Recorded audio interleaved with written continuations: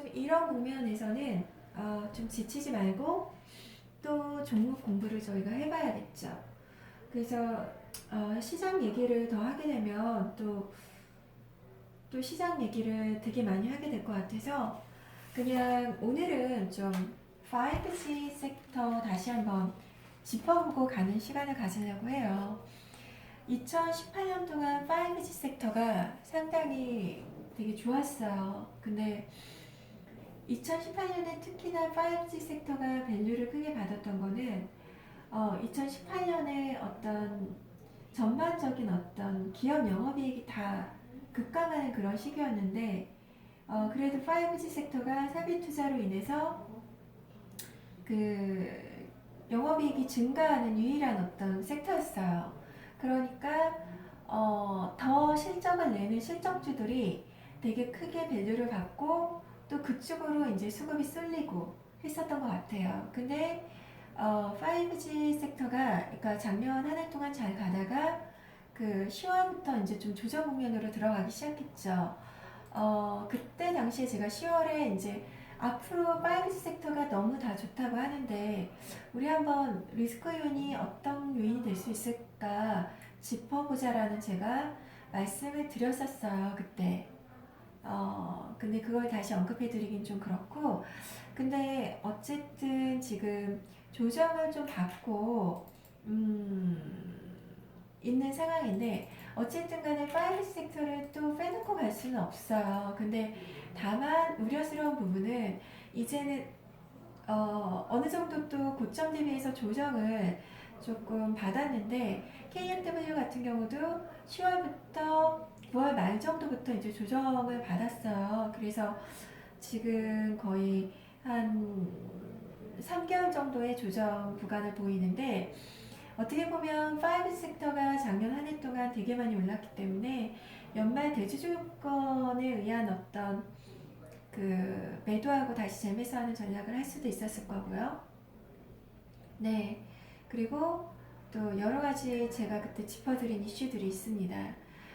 근데 이제 작년까지는 5G 설비 투자 쪽에 우리나라의 모멘텀이었다면 이제부터는 이제 외국 그러니까 어쨌든 간에 5G 섹터가 계속 봐야 될 섹터긴 한데 5G 섹터가 이제 가려면 국내보다는 해외 쪽에서의 어떤 새로운 어떤 설비 투자가 이루어져야 되고 그게 5G의 제2의 사이클이 될 수가 있습니다. 그래서 근데 다만 이제 좀 제 개인적인 사견으로는 작년처럼 계속 5G 섹터를 내가 홀딩해서 큰 수익을 보겠다라는 거는 지금 주가 상황에서 좀 힘든 것 같고요.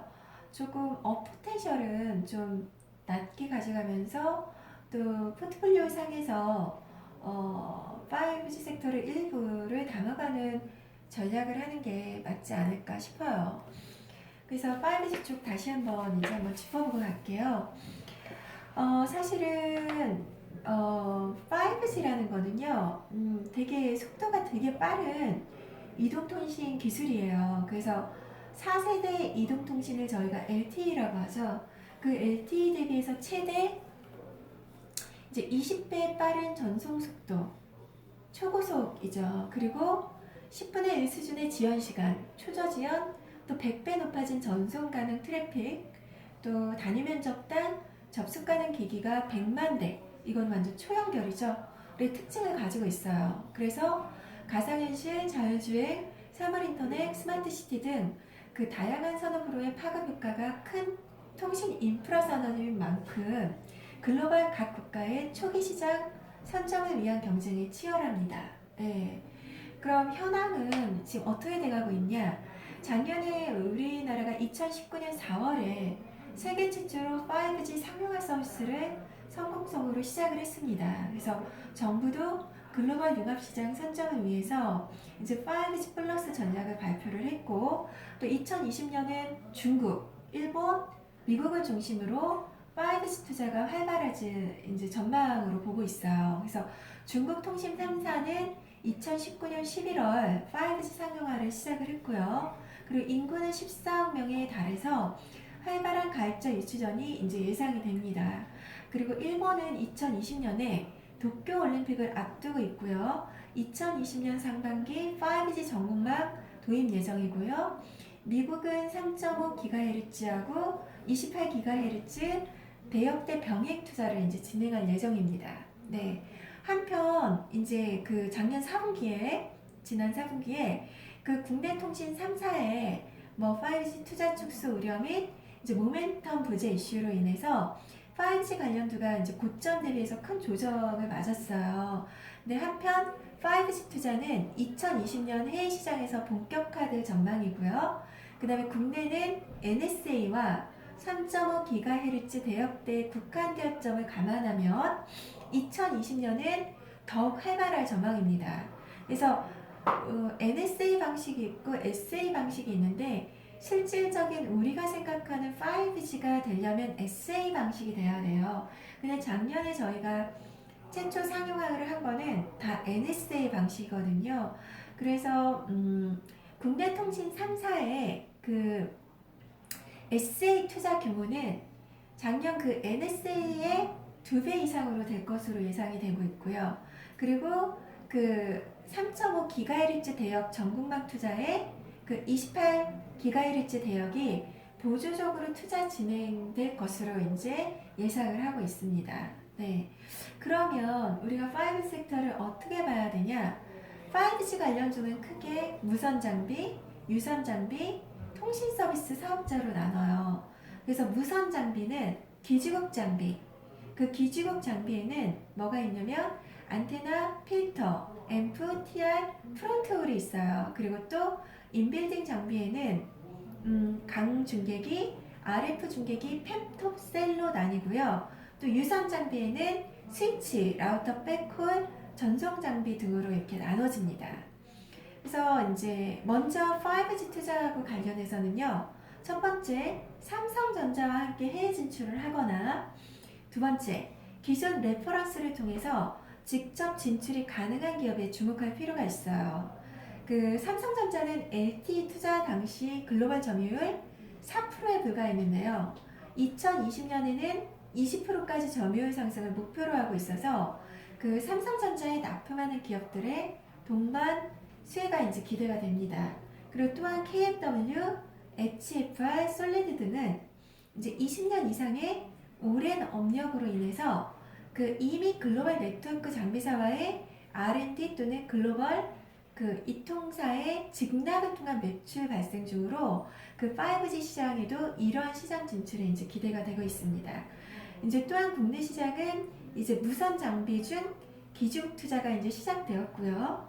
2020년 상반기부터 그 LTE 당시 트래픽의 80% 이상이 건물 내부에서 발생할 만큼 인빌딩 장비와 또 전국 10기가 인터넷망 고도화를 위한 유선 장비, 스위치, 라우터, 백홀, 전송 장비 등 투자도 예정이 되어 있어서 그 관련주에 주목할 필요가 있습니다. 네. 그러면 지금 그 통신사가 신규 모바일 네트워크를 투자 집행을 할 때 어떻게 순서가 되냐면 첫 번째는 이제 기지국 장비, 안테나, 필터, 앰프, TR, 프론트홀. 다음 단계가 인빌딩 장비예요. 강중계기, RF 중계기, 펜토셀. 그 다음에 유선 가입자 장비, 스위치, 라우터, 백홀. 그 다음에 이제 전송 장비가 됩니다. 예. 그리고 그 5G 주요 네트워크 장비 구분 및 제가 특징을 좀 한번 짚어드릴게요. 거기에는 무선 장비가 있고 또 유선 장비가 있어요. 그 무선 장비는요, 크게 기지국 장비, 인비등 중계기, 계측기, 그 다음 스마셀이 있어요. 기지국 장비라는 거는요, 그 5G 시대 고주파수 대역대 사용으로 그 매시브 MIMO 기술이 적용되는 안테나 필터 시장이 이제 급성장할 거로 보고 있고요. 그 다음 인빌딩 중계기. 중계기는 약해진 신호를 받아서 증폭하고 재송신을 하는 거거든요. 그래서 다중 주파수 수용이 가능해 이제 초기 상용화 단계에 이제 적합합니다. 그 다음에 이제 계측기, 시험 장비. 그러니까 시험 및 계측 장비는 다른 기준 장비 대비 수주가 선행되는 것을 특징으로 하고 있습니다. 그 다음에 스마셀. 이제 국지적 트래픽 관리에 효과적이죠. 그리고 5G 통신망 구축 이후에도 통신 품질 보완을 위해서 지속적인 수요가 이제 예상이 됩니다. 그다음 유선 장비 쪽에는 모바일 백홀하고 백본이 있는데요. 이제 모바일 백홀 같은 경우는 UHD, VR 등 콘텐츠 고도화에 따른 모바일 트래픽 증폭이 이제 예상이 돼요. 폭증이. 그래서 모바일 백홀 교체 수요 증가가 이제 기대가 되고 있고요. 그리고 이제 백본은 소형 회선들로부터 데이터를 모아서 빠르게 전송할 수 있는 대규모 전송 이제 회선입니다. 그럼 5G 관련 기업에는 뭐가 있느냐? 우선 KMW 같은 경우가 그 기지국 장비에 들어가는 RRH 안테나 필터 등의 부품 제조 기업이에요. 그리고 삼성전자, 노키아, 그 다음에 ZTE에 이어 에릭슨, 후진치까지 공급업체 확장을 해서 2020년에도 좀 고성장할 거로 전망을 하고 있습니다. 그 다음에 이제 뭐 오일솔루션 같은 경우가 있죠. 이제 오일솔루션 같은 경우는 이제 그 강송신 그 모델 전문 생산 업체고요. 그 초고속 강통신만에 쓰이는 핵심 부품인 그 트랜시버를 생산 판매하고 있어요.